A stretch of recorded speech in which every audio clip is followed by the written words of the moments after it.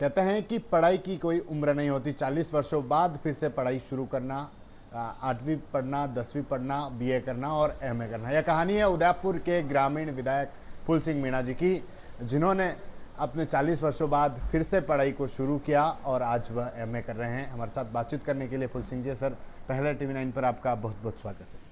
TV9 पर मैं सभी दर्शकों को शुभकामना देता हूं और आपको आपके चैनल के माध्यम से सभी दर्शकों को बहुत बहुत बधाई देता हूं कि आपकी ऐसी चैनल जो वास्तव में दूर दराज के विकास की बात तो करते हैं, मगर बहुत सारे ऐसे पॉइंट आते हैं जो आप तक पहुंचाते हैं। बहुत बहुत धन्यवाद आपको।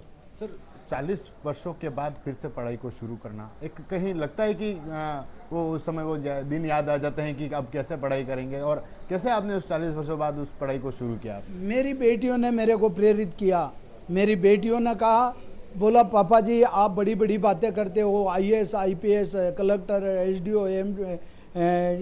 SDO ADM सबसे मिलते हो, मंत्रियों से मिलते हो और सभी कलेक्टर वगैरह सबसे बात करते हो, तो आपको ऐसा लगता नहीं है कि आप पढ़े लिखे कम हैं? मैंने कहा ऐसा मेरे को कोई महसूस नहीं होता, क्योंकि मेरे अंदर नॉलेज है, एक्सपीरियंस है और मैं उनके मुताबिक जनता की सेवा के लिए लगा हुआ हूँ। तो सब मेरे अंदर एक्सपीरियंस होने की वजह से पढ़ाई कोई महत्व नहीं है। तो बच्चियों ने कहा पापा जी आपको पढ़ाई करनी चाहिए। मैंने कहा आपका दिमाग ख़राब हो गया, जो 50-55 साल की उम्र हो गई और 40 साल पढ़ाई छोड़ने के बाद में भी अब मैं पढ़ाई करूंगा, ऐसा पॉसिबल नहीं है। इसलिए मैं मना कर दिया। फिर भी मेरी बच्चियों ने यह फार्म लाकर और उन्होंने मतलब 10वीं का फार्म भरवा दिया कि आपको ओपन पढ़ाई करनी चाहिए और अच्छी पढ़ाई होगी। मैंने कहा अब पढ़ाई नहीं होगी क्योंकि मैं नहीं कर सकूँगा। बोला क्यों? मैंने कहा अब मेरे को कौन पढ़ाई कराएगा, मैं कहाँ पढ़ने जाऊँगा? बोला हम पढ़ाई कराएंगे। मैंने कहा आप पढ़ाओगे? अब आप देखो कि माँ बाप बेटियों को पढ़ाते हैं, मगर मेरे को बेटियों ने पढ़ाया ये आपने कभी सोचा भी नहीं होगा, सुना भी नहीं होगा। मगर मैं कह रहा हूँ कि मेरी बेटियों ने मेरे को प्रेरित किया और 10वीं का फार्म में साइन करवा दिया और उन्होंने मेरे को फार्म भरने के बाद में नोट्स बना कर दिया। रात को 10 बजे के बाद में पढ़ाती और सुबह 4 बजे के बाद में पढ़ाती और मैंने 10वीं क्लियर की, 12वीं की, first year second year MA कर ली, फाइनल बीए फाइनल कर ली और एमए का मैं प्रथम वर्ष कर दिया। ये सेकेंड वर्ष का विद्यार्थी हूँ। तो ऐसे मैंने सोचा कि अब मैं पढ़ सकता हूँ, तो मैंने अभी पढ़ाई छोड़ी नहीं है। जब तक डॉक्टर फूल सिंह मीणा नहीं लगेगा तब तक मेरी पढ़ाई जारी रहेगी। सर 7वीं तक पढ़ाई के बाद पढ़ाई छोड़ देना और फिर से वापस 40 वर्षों बाद परीक्षा देना, तो कैसे लगा था? कैसे अब बोर्ड के एग्ज़ाम और 10वीं और 12वीं बोर्ड के एग्ज़ाम? लगा तो नहीं कि मैं पढ़ लूँगा, मगर जब फर्स्ट में गया अटपटा लगा और पढ़ने के लिए गया तो मेरा पहला क्वेश्चन ही इंग्लिश का आ गया। वो भी पेपर में दे नहीं पाया क्योंकि उसमें 2 पेपर आते थे कि ये देना है ये नहीं देना। तो मैंने को देना था, वो तो नहीं दिया, नहीं देना था दे के आ गया। तो उसमें मेरा दोबारा पेपर देना पड़ा। तो ऐसे मेरे 10वीं का पेपर 13 में मैंने स्टार्ट किया और मैंने 15 में उसको पूरा क्लियर किया। 3 साल में मैंने 10वीं क्लियर की। उसके बाद में तो मेरे भी हिम्मत बन गई और लगातार मैं पढ़ता रहा और आज तक पढ़ रहा हूँ। बेटियों ने हौसला दिया और आपने पढ़ाई की, तो सर उस समय एक तरफ राजनीति भी करनी, आप विधायक थे, और दूसरी तरफ पढ़ाई करना, कैसे?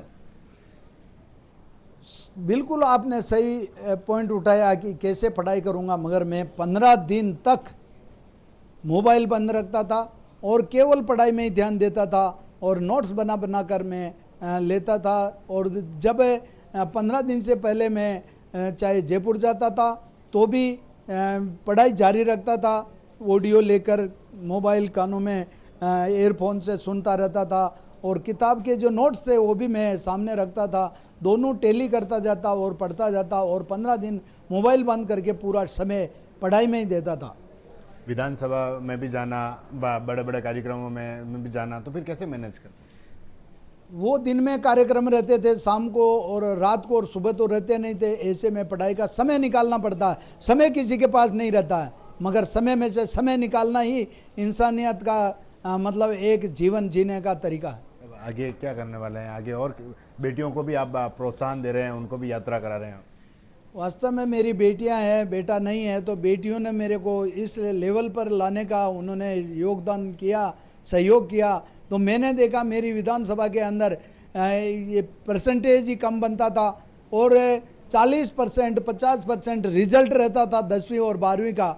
तब मैंने देखा कि अपन इनको कैसे प्रोत्साहन करें, और तब मैंने सोचा कि बेटियों ने मेरे को पढ़ाया तो मैं बेटियों का हौसला अफजाई कैसे करूं।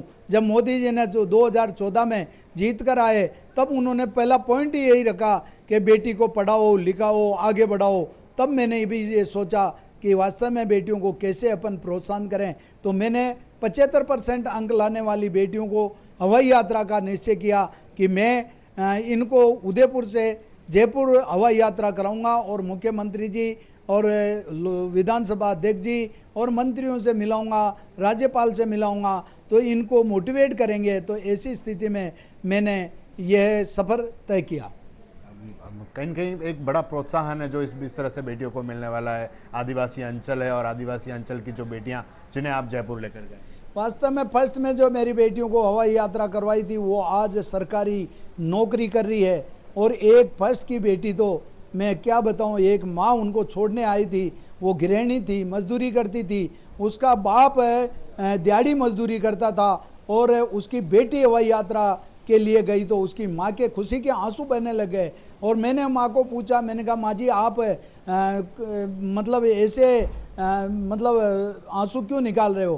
कि ये मेरे दुख के आंसू नहीं है, मेरे खुशी के आंसू है कि हमने कभी ट्रेन का सफ़र नहीं किया और हमारी बेटी आज हवाई यात्रा कर रही है, तो इससे बड़ी खुशी और क्या हो सकती है। तो वो बेटी मैंने वापस उनका मतलब पूरा निगरानी रखी कि वो बेटी क्या कर रही है। तो वो बेटी आज अध्यापक है, 3rd ग्रेड की टीचर है। तो ऐसे बहुत सारी बच्चियां, कोई पुलिस में गई है, कोई एलडीसी है, कोई पटवारी है, कोई सचिव है और कोई अच्छी नौकरी करके अपना जीवन यापन कर रही है। मोटिवेशनल के क्या क्या कहेंगे जो बच्चे 10वीं 12वीं या फिर MA BEd में ही उस तरह से डिप्रेशन में आ जाते हैं और डिप्रेशन में फिर वो उस तरह से एक तो बच्चे को क्या है कि दबाव डालकर पढ़ाई नहीं करानी चाहिए, उसके वाल में भी छोड़ना चाहिए और बच्चों को भी सोचना चाहिए कि मम्मी पापा इतना कष्ट देखकर हमारे को पढ़ाई भेजते हैं तो में भी निश्चित होना चाहिए और उनको घूमने फिरने का भी समय निश्चित होना चाहिए। मगर पढ़ाई को प्राथमिकता देते हुए वो अगर इजी वे में पढ़ाई करेंगे तो वो अच्छा परसेंटेज भी बना लेंगे और उनका जीवन भी आगे बढ़ेगा और आगे से आगे वो कंपटीशन भी दे पाएंगे। मगर बच्चों को भी सोचना चाहिए, परिवार को भी उसको ढीला छोड़ना चाहिए, मगर उसकी सुपरविजन जरूर रखनी चाहिए कि वो क्या कर रहा है, फालतू समय में वो कहीं ऐसी संगत में तो नहीं चला गया जो कहीं दिशा भटक जाए। तो वो निगरानी रखना चाहिए, मगर उसके ऊपर इतना दबाव नहीं डालना चाहिए। बच्चे को भी सोचना चाहिए कि ज़िंदगी बहुत मुश्किल से मिलती है। 84 करोड़ योनि में से सबसे बेस्ट योनि मनुष्य योनि है। उस योनि को आप जीवन अच्छी तरह जिए, अपना परिवार को, अपना समाज को और अपना देश हित में अगर अच्छा काम करेंगे तो वास्तव में आपको पढ़ाई बहुत ज़रूरी है। जब आप पहली बार जब 10वीं का एग्ज़ाम देने गए थे तो एक तरफ छोटे छोटे बच्चे हैं, तो उस समय देखकर सर क्या फील हुआ था?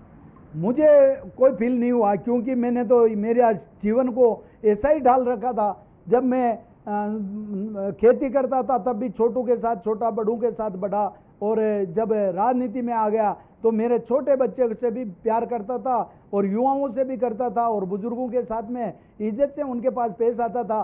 तो मैं तो घुला मिला था और बच्चों के साथ में आनंद आया उनके साथ में जाकर। परीक्षा देने के बाद में तो बच्चे की तरफ देखने का ही समय नहीं मिलता था, क्योंकि 3 घंटा कब निकल जाता था। तो न तो बच्चों से बात कोई कर सकता था और न कोई वहाँ पर समय मिलता था। इसलिए मेरे को कोई फील नहीं हुआ। मेरे को बहुत अच्छा लगा कि मैं बच्चों के साथ में एक विद्यार्थी की तरह एग्ज़ाम दे रहा हूँ। ठीक है, बहुत बहुत धन्यवाद। तो आपने सुना फूल सिंह जी मीणा से ही कि इनकी किस तरह की कहानी थी।